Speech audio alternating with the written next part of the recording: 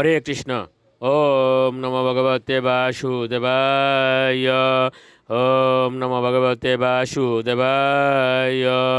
ওম নমো ভগবতে বাসুদেবায়। শ্রীমদ্ ভাগবত তৃতীয় স্কন্দ স্থানম সৃষ্টি স্থিতি বিংশতি অধ্যায় মৈত্রেয় বিদুর সংবাদ। শ্লোক 51।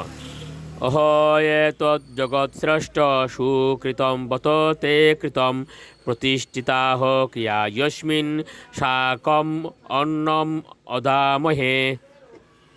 অনুবাদ। তারা প্রার্থনা করেছিলেন, হে ব্রহ্মাণ্ডের স্রষ্টা, আমরা অত্যন্ত আনন্দিত হয়েছি। আপনি যা সৃষ্টি করেছেন তা অতি উত্তম। যেহেতু এই কর্মসমূহ মনুষ্য জীবনে যথাযথভাবে প্রতিষ্ঠিত হয়েছে, তাই আমরা সকলে যজ্ঞভাগ গ্রহণ করতে সক্ষম হব। শ্লোক 52। তপসা বিদ্যয়া যুক্ত যুগেন সুসমাধিনা ঋষিকেশ শশর্যা বিমতাহ প্রজাহ। অনুবাদ। তপস্যা, উপাসনা, ধ্যান এবং ভক্তিযুক্ত সমাধি দ্বারা তার ইন্দ্রিয়সমূহ বশীভূত করে স্বয়ম্ভু ব্রহ্মা তার প্রিয় পুত্ররূপে ঋষিদের সৃষ্টি করেছিলেন। শ্লোক 53।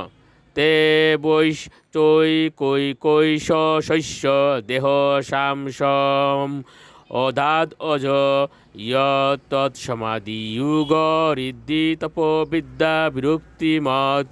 অনুবাদ। ব্রহ্মাণ্ডের স্রষ্টা অজব্রহ্মা তার প্রত্যেক পুত্রকে তার দেহের এক একটি অংশ দান করেছিলেন, যা গভীর ধ্যান, মনের সমাধি, অলৌকিক শক্তি, তপশ্চর্যা, ঋদ্ধি এবং বৈরাগ্যযুক্ত ছিল। এতে শ্রীমদ্ ভাগবতের তৃতীয় স্কন্দের মৈত্রেয় বিদুর সংবাদ নামক বিংশতি অধ্যায়ের ভক্তিবেদান্ত তাৎপর্য। হরে কৃষ্ণ।